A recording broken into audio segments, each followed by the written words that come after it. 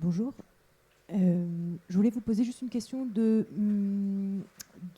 désignation. Vous parlez des cancers hormonodépendants et pour l'instant, dans le petit fascicule que vous nous avez distribué, il est question des cancers du sein et de la prostate. Quid des autres cancers qu'on peut désigner aussi et du coup, quid du classement malheureux de la France compte tenu des autres cancers qu'on pourrait peut-être ajouter comme les testicules par exemple, entre autres. Voilà. Ou le cancer du sein chez l'homme qui augmente. Enfin voilà, ce genre de...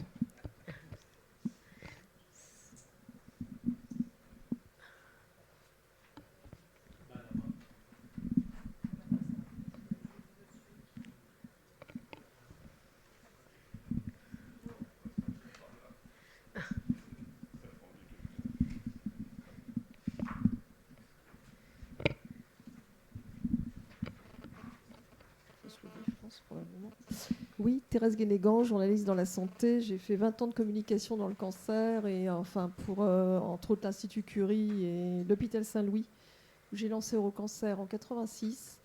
Et je me souviens très bien de cette phrase de Jean Bernard qui n'est plus là.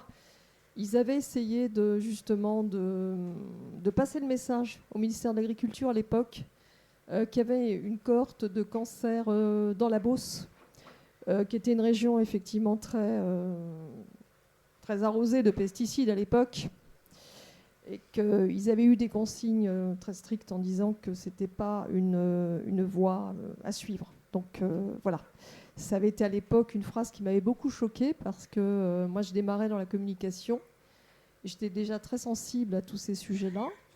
Donc voilà, je voulais aussi confirmer qu'il y a aussi des cliniques dans le sud de la France qui pratiquent ce qu'on appelle de la chirurgie préventive, justement spéculant sur la peur des 5% et que ça marche. Voilà, c'est quelque chose qui marche. Et puis je voulais aussi aborder un autre qui marche malheureusement, puisqu'on joue sur la peur. Et je voulais aussi aborder un autre sujet parce que j'ai eu l'occasion de faire une étude sur laquelle j'ai encore des accords de confidentialité pour une multinationale étrangère sur les effets cocktails à faible dose, des retombées, entre autres des médicaments, mais aussi les effets cocktails qu'on retrouve dans l'eau, que ce soit les traitements pour le cancer du sein, où on retrouve encore des traces justement de ces produits de chimiothérapie, en passant par les hormones, en passant par les antibiotiques, en passant par les résidus de shampoing, en passant par les résidus de peinture. Et tout ce mélange sympathique se retrouve dans l'eau. Hein. Et on n'a actuellement pas les moyens suffisants pour filtrer ces produits-là d'une façon très fine. Donc ces effets à faible dose sont terribles. Et c'est vrai que travailler en amont, d'accord, mais en aval, pour l'instant, il y a un travail énorme au niveau de ce qui se passe. Et je ne suis pas étonnée qu'en Bretagne, moi je suis bretonne moi-même, vu l'état de l'eau, on ne s'étonne pas qu'il y ait autant de résultats négatifs. Vous avez touché un sujet d'extrême importance. Et c'est précisément ce que on ne pense pas, on agit. Et après, quand il est impossible de reculer et repenser, parce que tout il est déjà déclenché, on réfléchit. Ce n'est pas une bonne façon d'agir. Et je pense que c'est aussi cette idée qu'il est à l'intérieur de la Constitution américaine, qu'on dit qu'on a les droits des... comment est-ce qu'on dit, Carlos? Being happy or no? Le pursuit de la happiness. Yeah, the pursuit of happiness.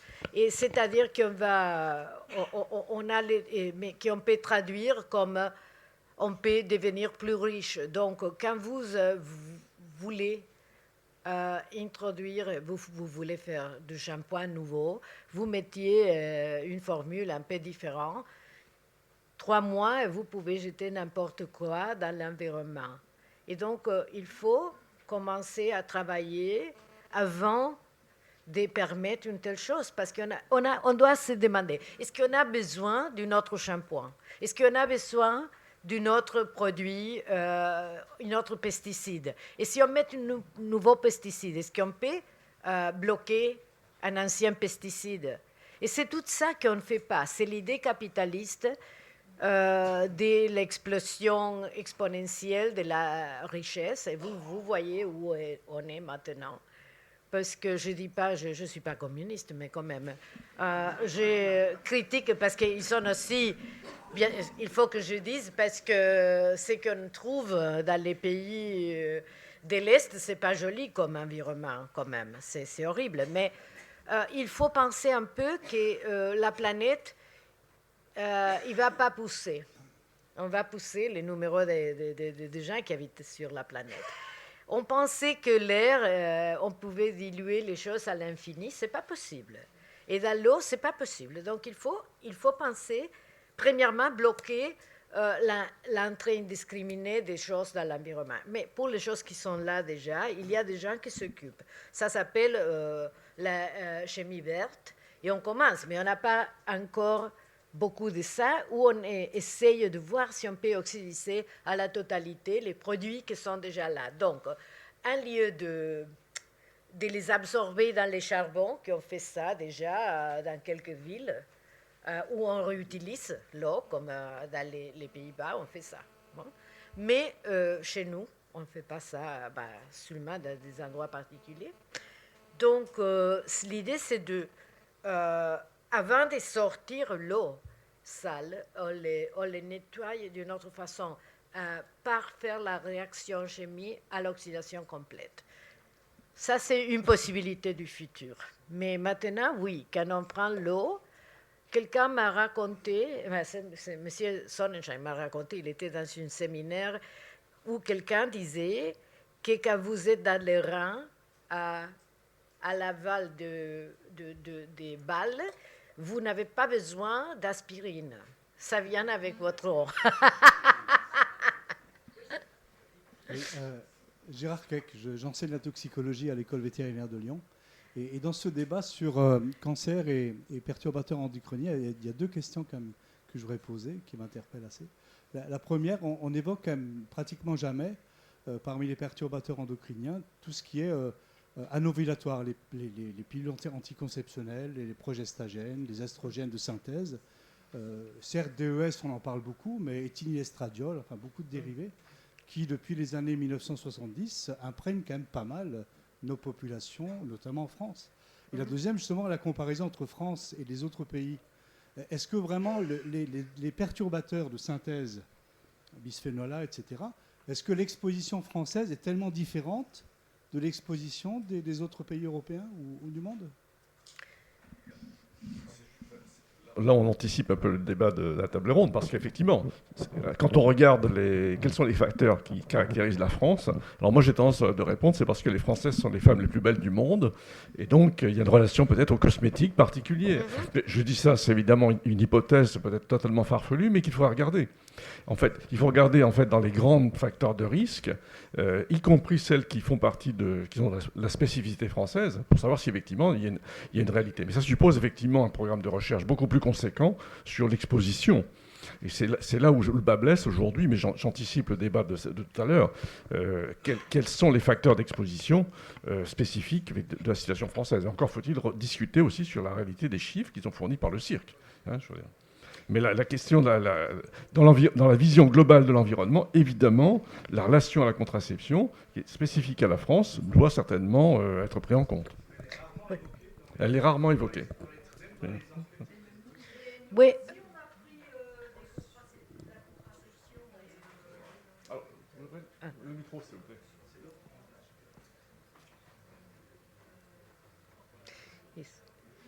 Donc, vous avez le micro ?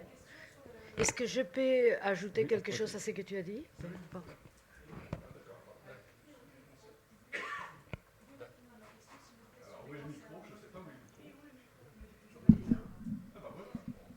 Est-ce que c'est possible d'avoir juste une réponse sur votre définition des cancers hormonodépendants et ensuite, voilà, qu'est-ce que vous mettez dedans, qu'est-ce que vous excluez et ensuite comment vous faites les calculs? Dans les cancers hormonodépendants, c'est principalement effectivement ça et pour ça, du point de vue de l'importance. Alors on va rajouter testicules ou ovaires. Je crois que c'est ça la définition. Et du coup, vous savez comment est-ce que la France se place dans ces cas-là? On est Enfin, là, il faut regarder sur le site Globocan. En matière de cancer de testicule, on n'est pas effectivement dans les premiers.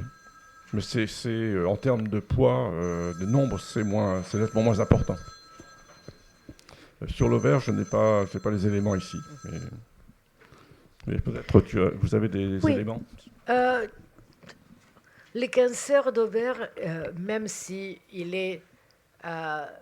l'ovaire il est sensible aux hormones, normalement on dit que les cancers, la plupart des cancers d'ovaire viennent de la membrane qu'on appelle la souche germinative, et ça c'est pas une cible des hormones. Donc c'est pour ça peut-être qu'il n'a pas augmenté beaucoup. Hein. Et côté des cancers des testicules, c'est tout à fait une autre histoire. Apparemment, il y a quelques estrogènes qui agissent sur ça, mais ça, c'est un cancer qui a des autres facteurs aussi. Et donc, il est clair qu'il y a des facteurs comme les African Americans, il n'est pas très important, mais chez les Blancs, il est. Donc, c'est multifactoriel.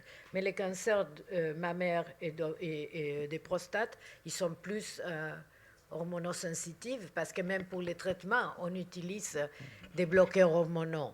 Donc, et on ne fait ça jamais avec les cancers des testicules ou les cancers d'ovaires. Donc, déjà là, il y a une grosse différence.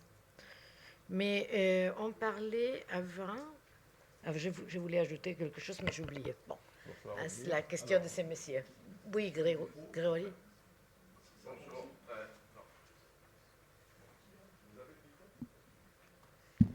Excusez-moi, je ne veux pas monopoliser, mais je suis un peu étonnée par rapport au cancer des testicules, parce que c'est un des cancers qui a le plus augmenté, notamment chez l'homme jeune. La prévalence a augmenté, je ne sais plus les chiffres exactement, mais c'est énorme. Donc je ne suis pas du tout de la partie médicale, donc j'écoute ce que vous dites avec beaucoup d'attention, mais je suis un petit peu étonnée en fait de votre réponse. Et puis quant aux cellules germinatives, j'ai l'impression, dans le cadre des cancers des ovaires, que justement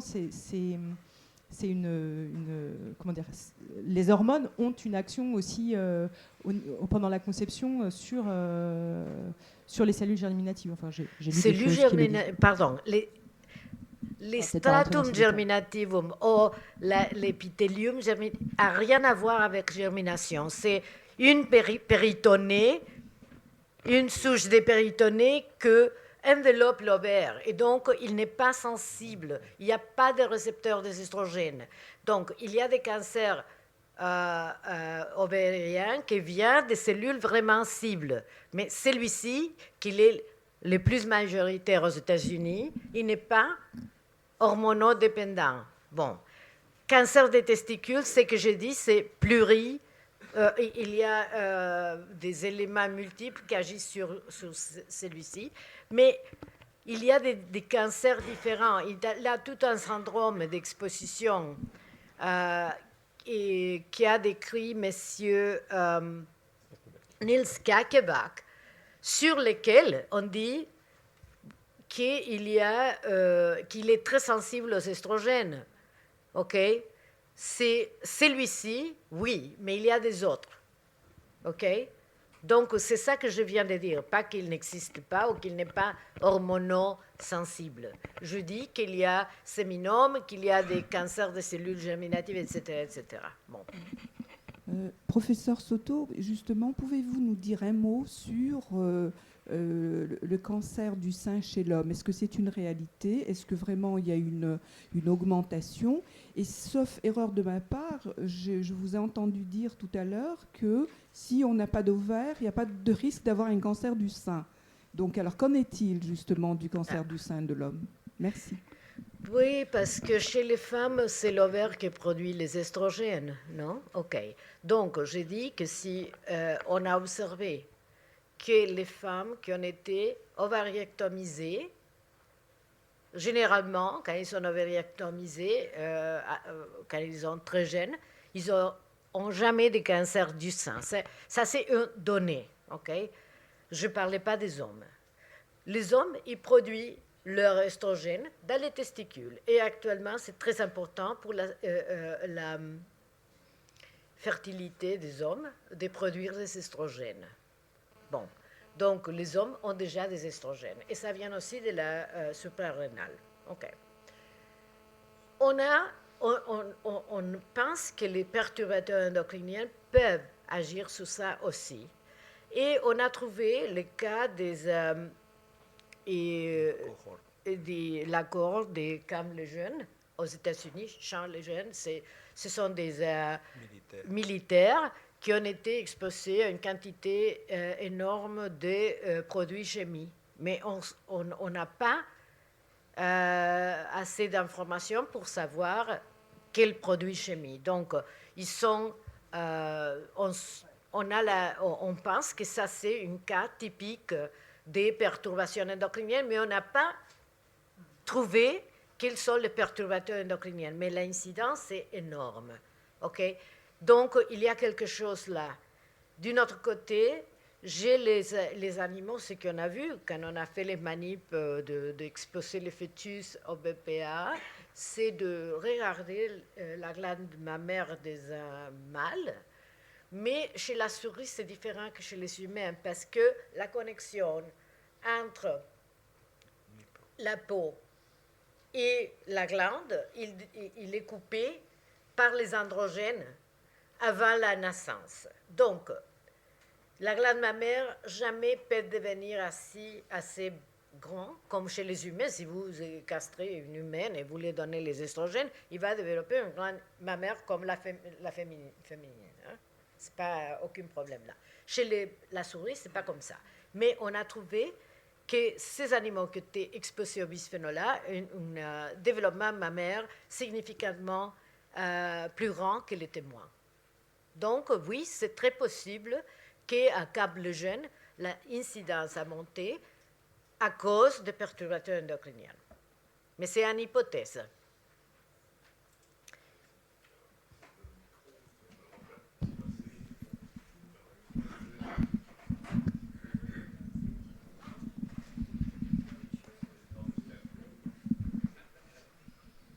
Merci. Je voudrais faire part d'une étude qui sort par hasard juste dans les semaines qui viennent et qui concerne le DES, avec toutes les générations concernées, qui a été faite en France.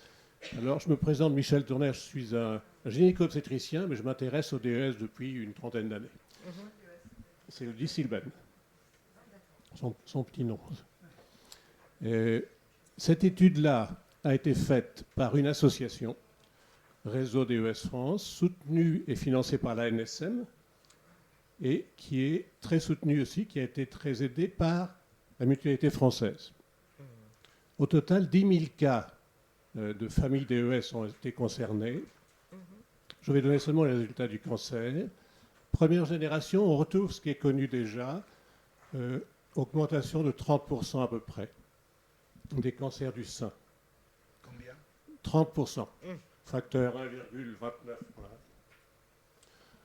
Deuxième génération, exposition in utero, c'était ce qui était le plus attendu, parce qu'il y a une discordance dans les études.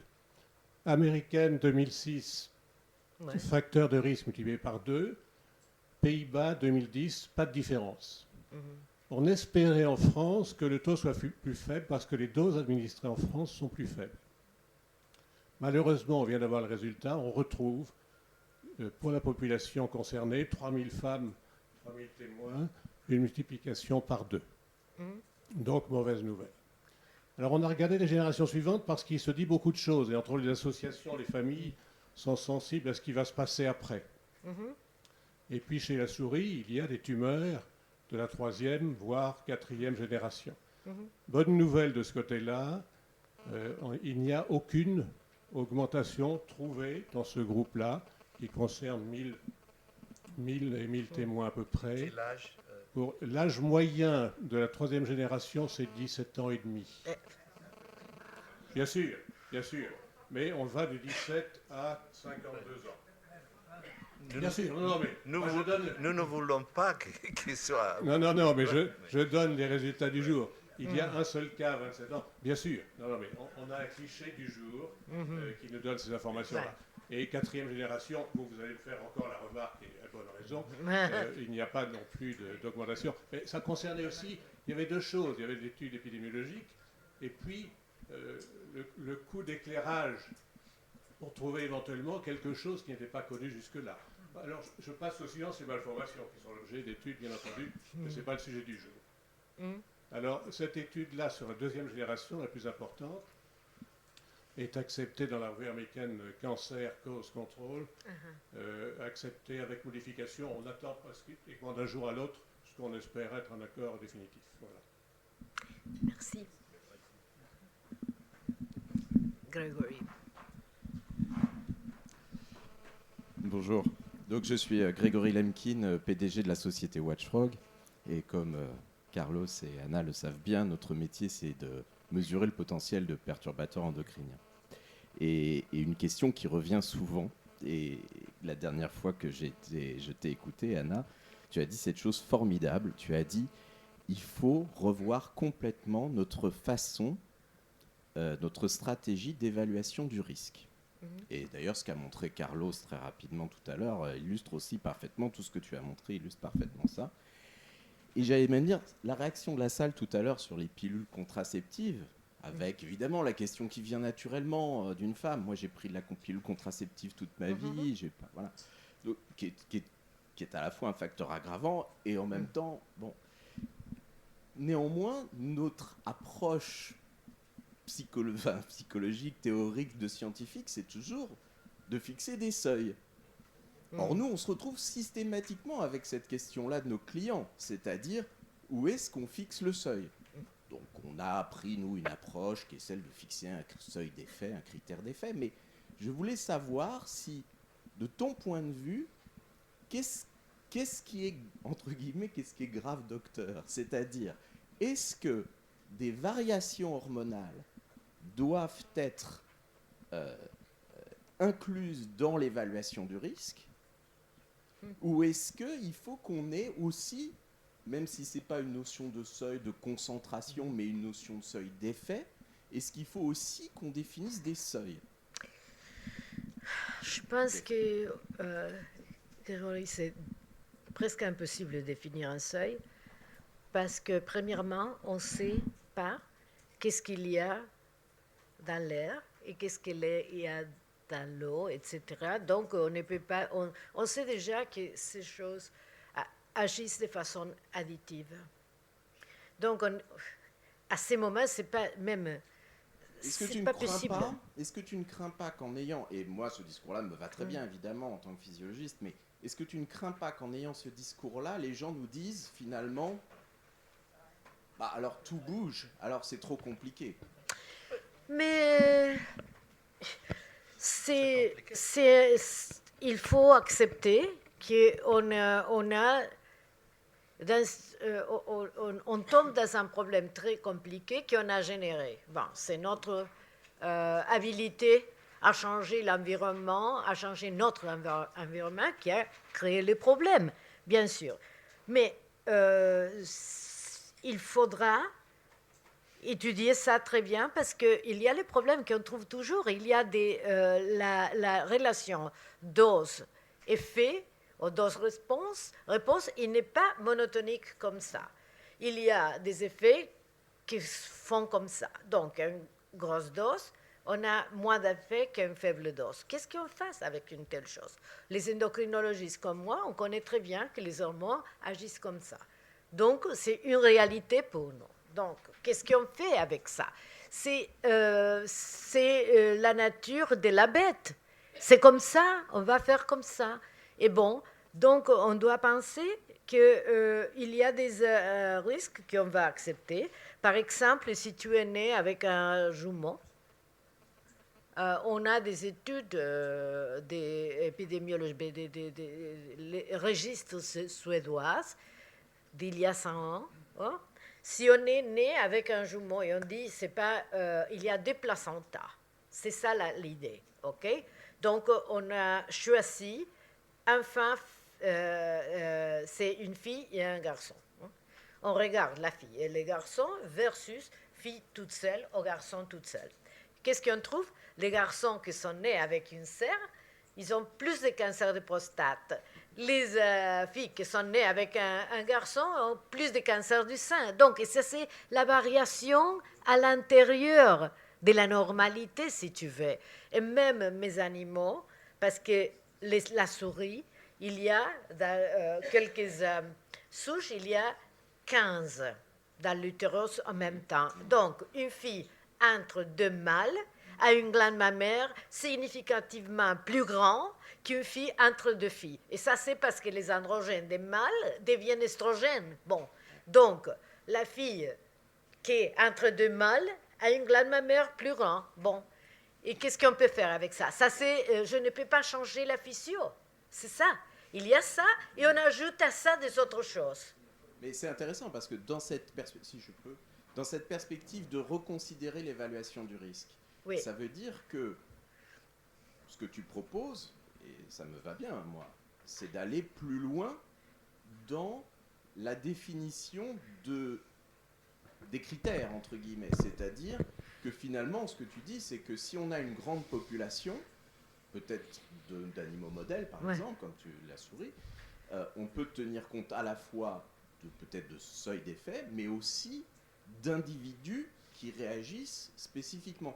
Je pense que c'est quand même un point très très important à intégrer parce que, peut-être tu l'as vu, il y a cet avis de l'US EPA qui dit que oui, certes, il y a des effets non monotones, mais comme c'est marginal, on ne va pas en tenir compte dans l'évaluation des perturbateurs. Non, ce n'est pas marginal, pas du tout.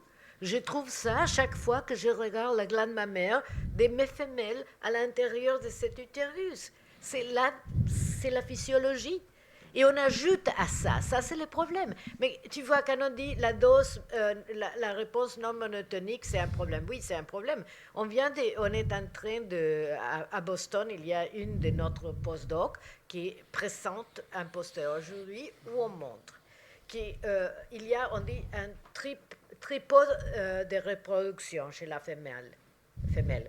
C'est l'ovulation spontanée, d'un côté, qui vient du cycle, c'est-à-dire générée par l'hypothalamus. Bon, ça c'est une façon. L'autre, c'est l'ovulation postpartum. Okay? Et la troisième, c'est la réflexe. C'est-à-dire quand on met un mâle là, bon, ça passe. Donc, c'est une chose très solide, la reproduction, très robuste. Donc, il y a 3 mécanismes. Les bisphénols A cassent les 3. OK. C'est-à-dire, à très faible dose, on obtient la postpartum, il est cassé. Et à la dose plus grande qu'on a étudiée. Donc, c'était comme ça. La dose intermédiaire casse l'hypothalamus et donc, il y a un problème sur l'ovulation spontanée. La dose intermédiaire, on a trouvé chez les animaux plus âgés que le temps de la mise en couple à la naissance, il est prolongé. Et apparemment, c'est à partir que la femelle, il n'est pas assez attractive. Donc, ça, c'est la ovulation réflexe. Comme on dit en anglais, this spells extinction. OK? Ça, si on casse les tripodes, on tombe. C'est ça. Les 3 pattes. Oui. Je voudrais ajouter qu'il y a 10 ans, plus de 10 ans, qu'on avait publié avec Anna une éditorial dans l'International Herald Tribune dans lequel on a dit qu'on a déjà des datums suffisants pour faire une décision. Après 10 ans, on a beaucoup plus d'évidence. Et je pense qu'il y a... heureusement, ici en France, la législature est sensitive.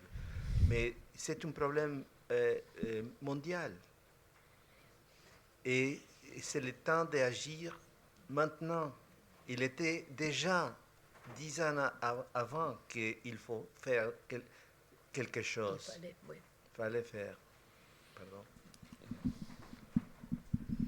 Olivier Dalmas, l'INRIS. Alors, effectivement, toutes ces études s'appliquent sur les études épidémiologiques sur des substances qui sont commercialisées depuis très longtemps. Alors, sur les substances nouvelles, c'est un peu plus difficile. On ne va pas attendre 10 ans pour voir si elles font un danger. Et donc, dans vos deux hypothèses, deux schémas qui sont des causes des cancers, donc la cause somatique, mutagène, et l'autre qui serait plus lié à d'autres désordres, vous avez parlé d'épigénétique. Est-ce que l'épigénétique serait réversible? Elle rentre dans le mécanisme de réversibilité. Première question. Deuxième question, est-ce qu'on peut l'utiliser comme méthode d'évaluation de danger de ces substances? L'épigénétique, ça dépend de quelle épigénétique de quelle vous parlez. Parce que l'épigénétique, on peut parler dans le sens de Waddington et dans le sens de quelques gens qui pensent que l'épigénétique, c'est la méthylation du ADN. Donc, il faut que vous clarifiez ça. Vous parlez de quel type d'épigénétique? Je pose la question. Celle que vous observez avec le bisphénol ou avec... On dit génétique épigénétique du côté de Waddington, qui était une biologiste. Et disons, c'est qu'il n'est pas génétique. Et ça, on a vu très clairement que oui, que cette substance de laquelle on parle inclut le bisphénol A. Il produit des changements radicaux sur la constitution de mésenchyme. Et ça altère la relation entre le mésenchyme et l'épithélium, et ça devient un effet c'est même pas, important sur la morphogénèse. Il n'y a pas d'observation faite sur l'ADN, en fait, dans ce cas-là. Ok, attendez. Donc, on a fait ça. On a fait ce qu'on appelle les transcriptomes, que c'est simplement les RNA. Et on a fait les méthylomes. Bon. Pour les transcriptomes, on obtient des résultats très intéressants qui montrent les effets que je viens de dire qu'on peut observer au microscope. Donc, il y a une relation entre les changements d'expression génique et ce qu'on voit au microscope, la morphogénèse. Tandis que le même expériment qu'on a fait en regardant la méthylation de l'ADN, on a trouvé des changements massifs, mais qui vont dire absolument rien, parce que le changement de l'expression protéique qui coïncide avec ça, ne dit rien sur le mécanisme. Et comme il y a 2000 marques qui sont différentes, la méthode expérimentale ne permet pas, parce qu'il faudra déméthyler chacun avec précision pour savoir. Donc, mais quand on observe des effets qu'on peut déchiffrer, bon, à ce moment, l'animal, il a déjà des lésions précancéreuses, c'est-à-dire qu'à 50 ans d'âge, on peut voir les lésions et on peut voir qu'il y a beaucoup plus de prolifération cellulaire dans l'épithélium. Et oui, bien sûr, il y a des déméthylations des gènes qui font partie du cycle. Donc, j'ai fait une manip à $200 000 qui me dit la même chose qu'un microscope qui me coûtait $25 000. Ah, c'est intéressant, hein, mais bien sûr, c'est la machine à faire la recherche, parce qu'il y a un problème comme ça. Quand on dit il faut savoir les mécanismes, l'industrie dit je veux voir les mécanismes. Et les scientifiques disent génial. On demande à l'INSERM un peu plus d'argent et on fait monter la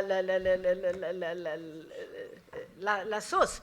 Et continue, on va trouver jamais tous les mécanismes petits, mais on voit les cancers déjà. Qu'est-ce qu'on attend? Vous voyez, donc oui, il y a des marques épigénétiques, mais pour le moment, on ne peut pas dire qu'ils soient causales.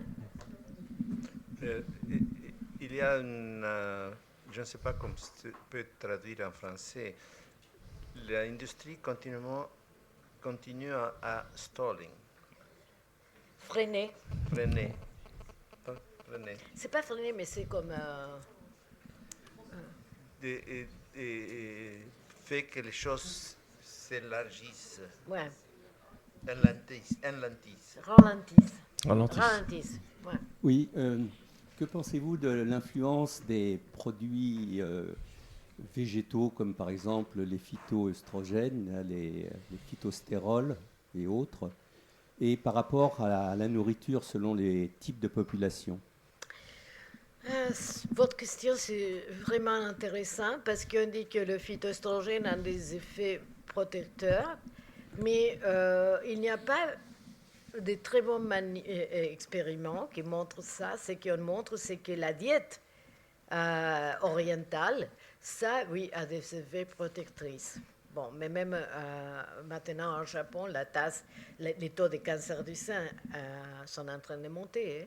Mais bon. Parce qu'il copie l'Occident. Oui, ça c'est la raison. Mais aussi parce qu'il y avait des produits comme les bisphénols A qui étaient utilisés là-bas aussi. Mais côté de phytoestrogène, il y a deux choses. D'un côté, c'est la diète avec tout. Et d'un autre côté, c'est les phytoestrogènes administrés chez la souris, qui apparemment, si on les administre de façon néonatale, il y a une augmentation des cancers d'utérus. Ça, c'est un travail de l'NIHS. D'un autre côté, côté par reproduction, un cancer, mais côté de les syndromes métaboliques, la diabète, si on administre les phytoestrogènes aux souris mâles, il devient plus sain, si vous voulez dire, parce qu'ils ont déjà une propensité à la diabète et on arrête ça. Okay? En même temps qu'on les fait moins fertiles. Mais sur les cancers, c'est un peu controversé parce que personne n'a fait un bon manip pour voir sur le cancer du sein. Sur les cancers endométriels, c'est Madame Rita Nuttall qui a observé que oui, qu'il y a une dose 10 fois plus grande que la dose du lait des soya. Il y a des cancers d'endométrium. Il y a un côté évolutionnaire sur ce sujet parce qu'on était en contact avec des estrogènes végétaux pour milliers d'années. C'est-à-dire qu'on a développé des enzymes pour les métaboliser. Tandis que les produits synthétiques sont nouveaux et c'est pour ça qu'on a des problèmes. Y a-t-il une relation entre l'endométriose et les cancers du col de l'utérus? Non, des cols d'utérus, il y a très près à voir avec les hormones, tandis que l'autre, oui, il y a un composant hormonal. Ouais. Oui, j'avais une étude il y a quelques années sur une corrélation entre, c'était une étude danoise qui était prise un peu à la légère, et une corrélation entre les produits laitiers, la consommation intempestive de produits laitiers. Et or, cette étude se confirme parce que depuis qu'il y a eu un changement en Asie, au Japon, ils consomment de plus en plus de produits laitiers et on voit curieusement une élévation des cancers du sein dans tous ces pays où on ne consommait absolument pas de produits laitiers. Donc je trouve que c'est intéressant d'aller sur cette piste-là, quand on sait que les modes de production, entre autres en Bretagne, moi je suis bien placée, intensifs, avec énormément de production d'hormones qui produisent un maximum, on retrouve évidemment tous ces produits dans le lait flottants qui sont évidemment absorbés immédiatement par l'organisme. Oui, et ce n'est pas seulement ce qui vient du traitement des vaches, mais c'est le tuyau qu'on utilise. Ah oui, parce qu'on a trouvé que des lavages, il y a une machine, non? Ok. La machine. La trieuse. La trieuse. Il y a des tubes, des tuyaux à plastique. Et là, on ajoute déjà des phtalates au lait. Et donc, si vous avez des autres tuyaux de polycarbonate, vous ajouterez les bisphénols A. Et si vous avez n'importe quoi, vous ajoutez. Là, c'est à partir de quand ils sont à la traite que ça a été fait. Il n'y avait pas de treilleuse là. C'était à partir du pied de la vache qu'ils ont fait les essais. Oui, mais comment est-ce qu'on l'emballe après? Pardon? Mais c'est ça et l'emballage. On met beaucoup de choses à partir de l'emballage. Oui, mais les hormones flottantes, il y en a énormément dans le lait. Ah oui? Ben oui. Oui, dans un lait qui n'aurait touché aucun plastique, il y a déjà beaucoup d'hormones, puisque pour produire un maximum de lait, on met des doses massives et d'antibiotiques et aussi d'hormones pour qu'ils produisent beaucoup. Donc on se retrouve avec des doses massives, et ça m'avait été dit par quelqu'un de chez Lactel, d'ailleurs, qui avait eu des soucis, parce qu'ils avaient retrouvé justement beaucoup d'hormones dans le lait. Oui, touche aussi le problème de la thérapeutique dans les hôpitaux dans lesquels ils utilisent les plastiques qui déclenchent le polycarbonate en même temps qu'ils injectent anti-estrogènes. Oui. C'est-à-dire que le traitement, c'est absolument rien, parce qu'il y a une balance entre les anti-estrogènes plus les estrogènes qui viennent du plastique. Vous ne pouvez pas dire ça. Vous ne pouvez pas dire qu'un traitement soit anti quelque chose. Ça c'est pas visible. Qu'est-ce qui n'est pas visible, monsieur? Vous pouvez vous présenter? Oui, je peux me présenter. Je suis M. Uriot, biologiste. Oui. Je suis surpris par votre répartie immédiate en disant que lors d'un traitement anti-estrogène, par exemple, pour un cancer hormonodépendant, que le plastique interviendrait de façon tout à fait contrecarrant la première. Ça, je trouve ça. C'est pas mon expérience, c'est publié, monsieur. C'est pas une chose que j'ai inventée. Je répète la même chose que je viens de dire. Il y a des articles qui montrent précisément ça. Ce qui est sûr, c'est que les phtalates sont relargués à partir des poches plastiques, à partir des tuyaux. Il y a un aspect notamment, qui est une étude dont on a discuté avec Carlos Sonnenschein, c'est qu'effectivement... Pardon ? D'annuler l'effet anti-aromatase du produit injecté. Il n'a pas parlé d'aromatase. Non, mais par exemple. Ok. Les phtalates, en tout cas, diminuent le pic de testostérone. Qui sont publiés et par beaucoup d'hôpitaux qui montrent ça, monsieur.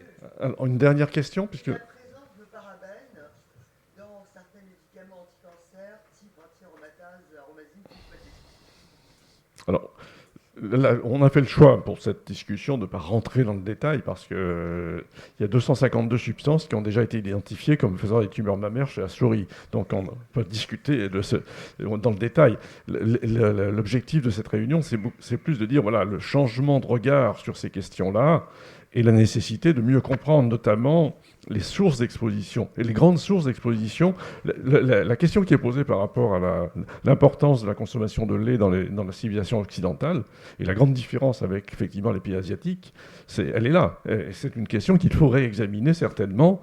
Alors, quelle est la spécificité française? Si on pense lait en France, on pense plutôt consommation de fromage, par exemple. Alors, si on touche à cette spécificité française, ça va poser beaucoup de problèmes, mais il faut regarder effectivement cette spécificité-là.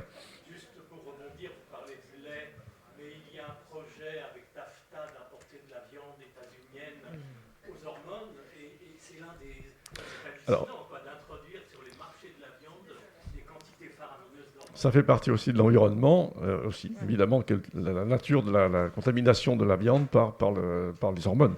Le distilbène a été utilisé effectivement comme hormone. Les poulets aux hormones, c'est des poulets au distilbène. Écoutez, je vous propose d'en rester là. Évidemment, on n'a pas épuisé le sujet, mais je remercie Anna et Carlos une nouvelle fois pour avoir répondu à toutes ces questions.